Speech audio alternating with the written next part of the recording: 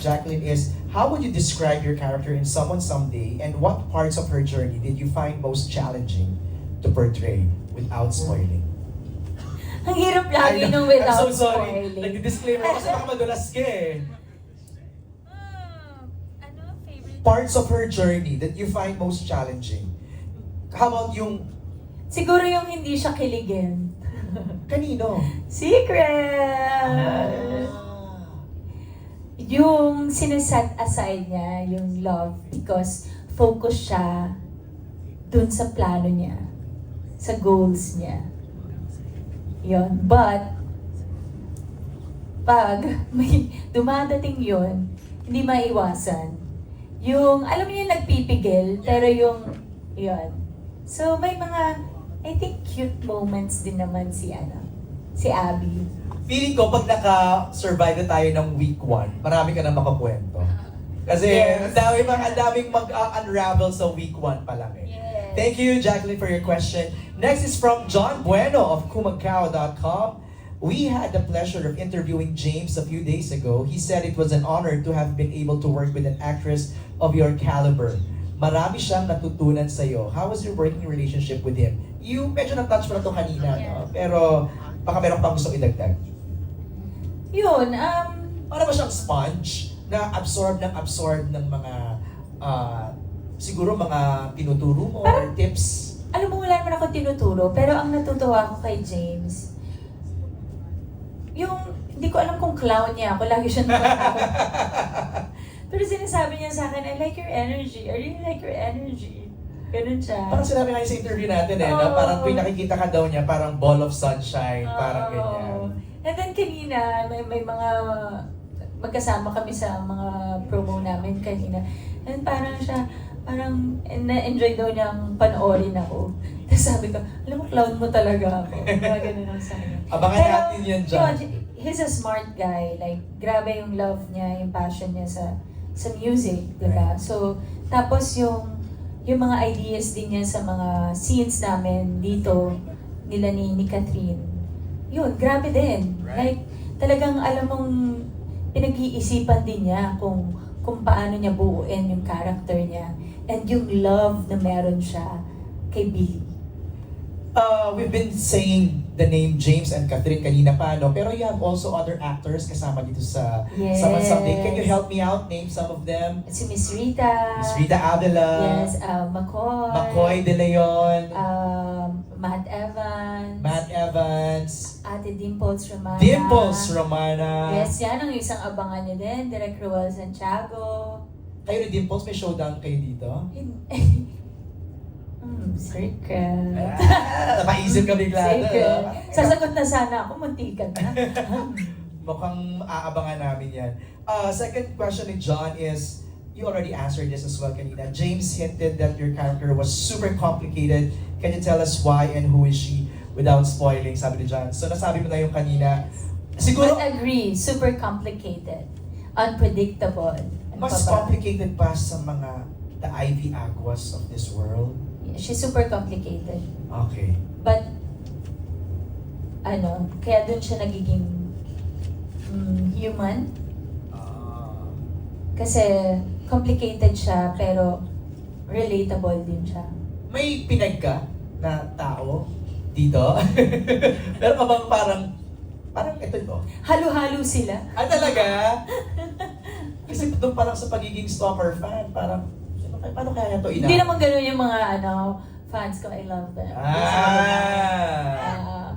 Kasi na ganyan. Wala naman. Mula kay Trisha Matias of Metro, do you think the audience will see your character as a villain or just someone fighting for what she believes is right? Yan. Parang nasagot ko na din kanina. Ayoko siyang tawagin o i-label na villain or kahit hero. Kasi nga, ano lang siya eh, isang tao lang siya na isang tao lang siya na nasaktan, may pinagdadaanan, na may gusto lang naman niyang makuha yung gusto niya makuha o maibalik kung ano yung dapat sa kanya. Pero sa journey nga niya, hindi ganun kadali. So, makakasakit siya. Pero, alam niya na kahit manakit siya, hindi niya, alam mo yun, temporary lang yun. Hindi yun yung, hindi pananakit ang dapat niyang gawin. So, yun. Hindi ko, ang hirap niyang, kasi ma-spoil talaga. Correct. So, ang hirap kasi hindi talaga siya yung typical na, yung kontrabida, yung ganon. Sige, sabihin natin, sige, pwede, sige, kontrabida si Ma. Pero, Along the way, mamahalin niyo yung kontrabida. Oh. I think. Alright. Kaya maiinis kayo sa sarili niyo. Related dyan yung next question ni Trisha. Has your role in Someone Someday changed the way you view good and bad characters sa mga kwento? Ako kasi, hindi mag-work ang isang show kapag walang bad guy or walang good guy. Kailangan natin pareho. And in real life, may ganun naman talaga. Yes. At yun yung sinasabi ko na kailangan mong pagdaanan ang mga kailangan pagdaanan. Kailangan mangyari ang mga sitwasyon para ma-realize mo kung tama ka o mali ka sa buhay. At kung mangyayari man yun, make sure na sa susunod, alam mo na ang tamang sagot. Before I ask you to invite everybody, kasi marami tayong platforms kung saan ipapalabas ang Someone Someday, I have this one last question, Madge. When we are promoting projects or something like this, you know, we put our best foot forward. Panoorin nyo to! Maganda to! This is worth watching. But I ask you right now, heart to heart, why is it important for us to watch Someone Someday? And why is it worth our time gabi-gabi? Kasi ito ang unang pagsasama namin ni Catherine at ni James. Diba? Comeback teleserye ni Catherine, comeback teleserye ni James, at ako po. Bakit dapat yung panoorin? Dahil sobrang relatable yung story. Ang tagal na atang hindi nakagawa ng ganitong konsepto ng ABS. So, it's a modern, progressive, feel-good teleserye siya. Alam niyo yung kikiligin kayo, tapos mamaya maiinis kayo, tapos tatawa, tapos iiyak. Minsan, alam kong matagal nang hindi nakakanood ng mga ganitong teleserye, pero sinasabi ko po sa inyo, ang Someone Someday, worth it panoorin, worth it ng oras nyo. Kasi ibinuhos namin ang lahat. Dahil lahat kami gutom umarte. Lahat kami special sa amin ng Someone Someday. Kaya panoorin niyo po yan on July 27. And we missed watching your acting prowess on TV. Thank you. So saan natin ito mapapanood? Madge, go ahead. Of course, sa Kapamilya Channel. First, on July 24 Sa? Netflix. Oh. And on July 25 sa iWant. Okay. And then, sa July 27, lahat mapapanood na, MJ. All TV2? All TV2, TV5, A to Z, Kapamilya Channel, Kapamilya Online Kapamilya Live, Online Live. and iWant. Kasama pa Yeah, yan sa nasabi 27. na natin. Ayun. Yes. So, yun, kung gusto nyo mauna, sa Netflix po yan sa July 24. Yes, and on July 27, 8:45 p.m. po siya. Ayan. There you have it! Thank you. Ha? May question pa? Ako may humahabol pa, Madge. Okay lang ba sa'yo? Yes, let's go. Yeah. Let's do Okay, this. do we have an extra microphone to sa mga gustong magtanong? Sino si Don ba yan? Si Hi, Alex! Don! Asan ka ba? Taray, Kuya Don. Hello. Parang paalis ka na. Okay. Don, ayan yung microphone. Hi, After ni Kuya Don, we give it to Alex. Sa Salve Asis na lang. Ano? Hi, Salve! Kasi naman mahang galing-galing mo eh. Parang somehow ba Kuya Don. Gusto mo yung Kuya Pero naisip, Don? Hindi ba, sa sobrang husay mo, Grabe. na-feel mo na medyo I mean, umaangat yung acting mo, nakakasapaw ba? Ang kahusayan ni Maha, dapat bang matakot ang mga artista sa'yo? No. Pagka-eksena. No. Ay, oo daw, may mga sumasagot sa likod. No, again, yung set namin is very collaborative. And my co-actors are very generous. Sobrang generous. Like, kunwari, may mga revelation scenes kami, ibibigay nila. Kunwari, eksena ko. Eto, eksena mo. Eto, tayong lahat to, tulungan. Ganon. And, yun yung maganda sa show namin.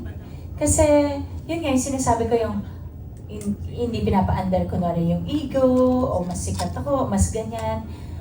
Andun yung ang captain ng show namin. At sobrang okay siyang leader, captain ng show. Dahil talagang, okay, let's do this, ganyan ate, what do you think if we do this? Direct Chad, Direct Dali, very collaborative, very okay yung atmosphere namin sa set. Kaya, walang sapawan. Yun.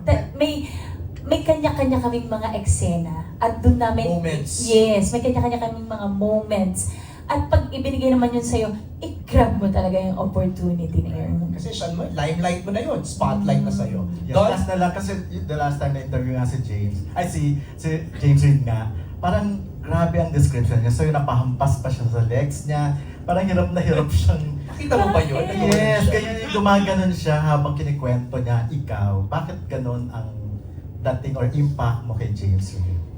Siguro ganun yung impact kay James kasi pag nagsiset Parang up, ngayon lang siya nagkaroon ng ka-eksena na ganyan.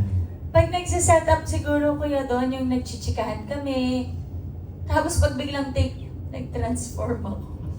So, ewan ko. So, and then, na-appreciate ko siya kasi after, like, parang iyaano niya ako, magbibigay siya ng compliment. Yun talagang, wow.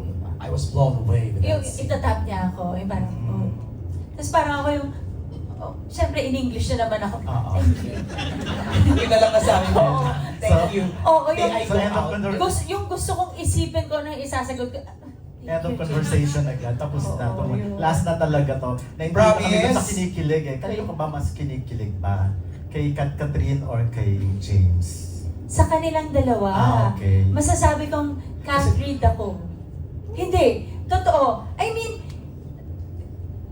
yung mga love teams, di ba? Eto, hindi naman love team yung Correct. dalawa. Nagsama dito sa Someone Someday.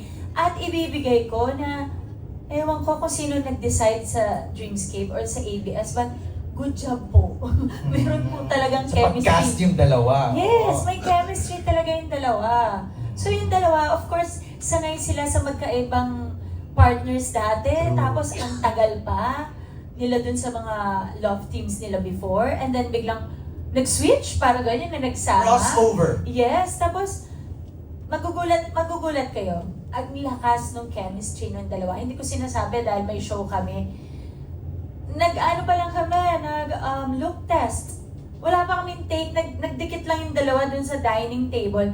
Sabi ko, ay, cute kayo. Tapos sila nag-blush. Namula yung dalawa. Sabi ko, magka-work ha. Kasi cute. Cute talaga. Yung Tas- dalawang... Go ahead. Go. No, ang gusto ko sabihin, yun lang yung dalawang yun. Pag nakita nyo sa isang frame, silang tatlo. Yes. Grabe. Grabe doon. Again, congratulations, Maha. Kuya And Don, thank you. tama yan, maghasik ka ng kahusayan sa TV ngayon. Thank you, Kuya Don. Alex, let's... Aaron, yung microphone kay Alex. MJ, yung killer question kay Alex.